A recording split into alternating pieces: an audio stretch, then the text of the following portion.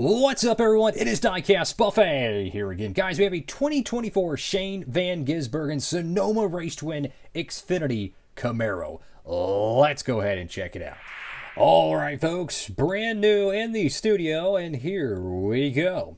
So here's the box design for most of the, Xfinity cars. It's pretty much a team generic box. The Cup Series, they usually have their driver name, but for the Xfinity Series, they usually do like JRM, Joe Gibbs Racing, RCR, or in this case, Colleague Racing.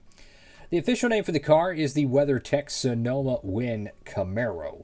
And the normal WeatherTech car actually got produced in the 1/64 scale, so you can have the raced version, and you could also have the clean version, if you will. And both do have that beautiful chrome numbers. Oh, this is going to be a good diecast review.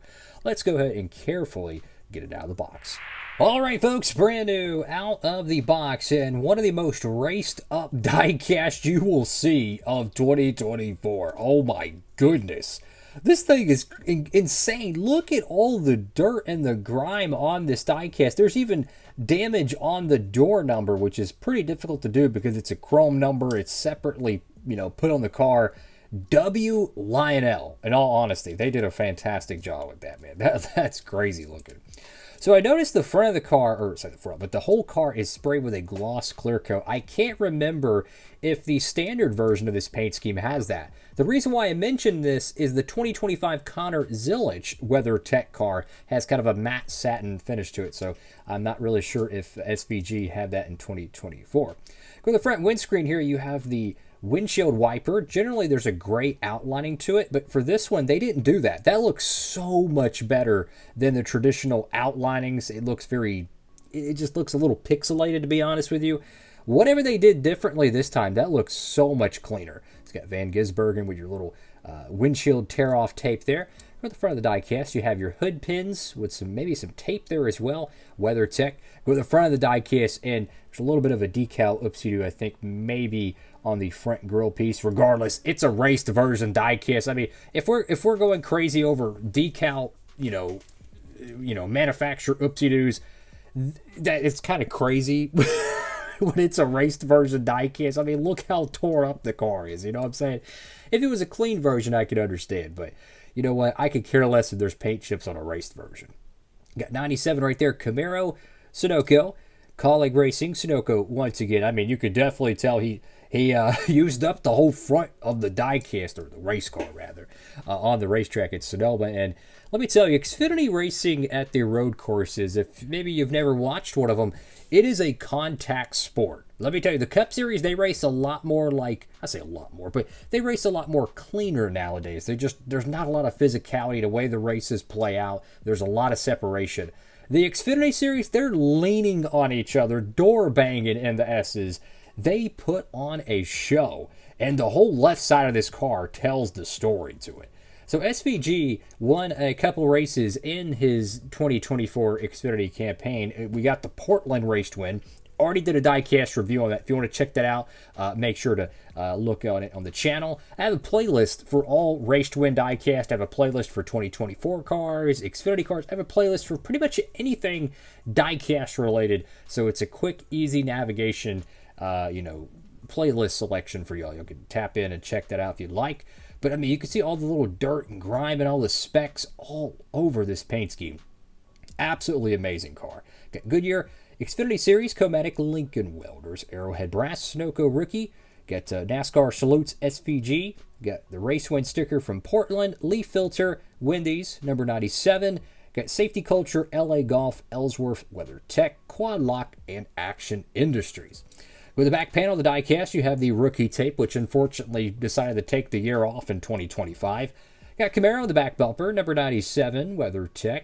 Go to the right side of the diecast. Now, the right side is not nowhere tore up as much as the left side, but what an awesome looking diecast here, man. Highly recommend it. If you haven't picked up the Portland win, do yourself a favor. Get the Sonoma win, right, and get the Portland win. Why? I don't know if both of them are going to be in the NASCAR Winner Circle line, to be honest with you. So this might be, if I had to say, the odds are probably only one of these are going to be in the NASCAR Winner Circle line, if I had to guess, okay? So you get your copy reserved. You get it, you don't have to hunt for it. You don't have to do none of that stuff.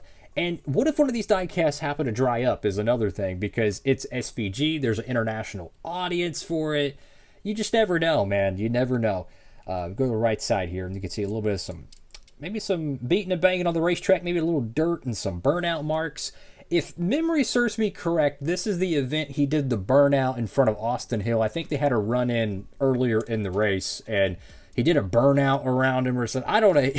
Him and Kyle Larson need a burnout battle at one of these NASCAR races, man. That would be amazing, because SVG knows how to do one. Kyle Larson, probably the best out of the true NASCAR oval guys. So you could have a legit burnout battle between Larson and SVG. Maybe they do it for like charity or something. That'd be crazy. Go to the top of the diecast. You have the yellow 97 there, which looks really cool. WeatherTech SVG, or Gisbergen rather. And then you guessed it, WeatherTech on the deck lid of the car. What a fantastic race to win diecast. It is freaking awesome. I'm so glad they made it. I was kind of thinking, it's such a cool race to win car, they wouldn't make it. But fortunately, they have made a lot of the SVG diecasts, which is freaking awesome. I'm going to show you some of the more recent diecasts that literally just dropped. And one of these, you're not going to believe, but this is a new feature for 164 collectors. Check out the rear window on this Kyle Busch Lucas oil car. I had no idea they were doing this, but apparently they updated the rear window plastic to have both shark fins. And the left shark fin is actually different. Don't believe me? Let me show you another. Here's the Joey Logano Penske diecast. Now, the rear window molds have always varied a little bit between Toyota, Ford, Chevrolet. But you can definitely see how the Ford one here is very arched, but very smooth. But then you look at this one, and it looks like a fish fin. It's kind of got like a sharp angle, but then a smooth angle. It looks kind of like a fish fin. It kind of odd looking. Anyways, you have two shark fins, which is something that was kind of randomly dropped with NASCAR in 2024. If memory serves me correct, it was around August, because they were having a bunch of issues during the summer of cars flipping, right? And they said, okay, we're going to make some changes. This was one of those. And I had no idea they were going to bring it to the 164 diecast. Like, I had no idea. They should have said something, because that would have been great to talk about. I didn't even notice it when Circle B posted on their page, because the way the diecast was on the photo, it was like this, so it blended in. When I was opening up the diecast for the review, I couldn't believe what I was seeing. So that is fantastic. Oh yeah, the Joey Logano Championship car. That's another brand new release. We got one more here. This one is fantastic, man. Check this out. Ryan Blaney. This is the first 2025 Ford diecast. You have the body armor Zero Sugar Ford Mustang. Fantastic stuff. So glad to finally see the 2025s rolling out. I feel like they got off to a late start, which is really unfortunate, because they had all three diecast molds. I don't know what the excuse is for this time. Last year, they had a very valid excuse, because the Toyota and Ford molds didn't come out till like August, right? So that's understandable. I don't know what the excuse is for 2025, why they haven't, why they've really taken a while. So that's interesting enough. Anyways, thank you all for watching the video. Make sure to like, comment, and subscribe. Pick up your copies of these diecasts over there at Circle B. You can use that promo code if you like. You don't have to, but hey, I mean, if you want to save money, why not? Love you regardless. That's all for now. Why am I holding this diecast? This is the review we're talking about. Diecast Buffet. Signing off.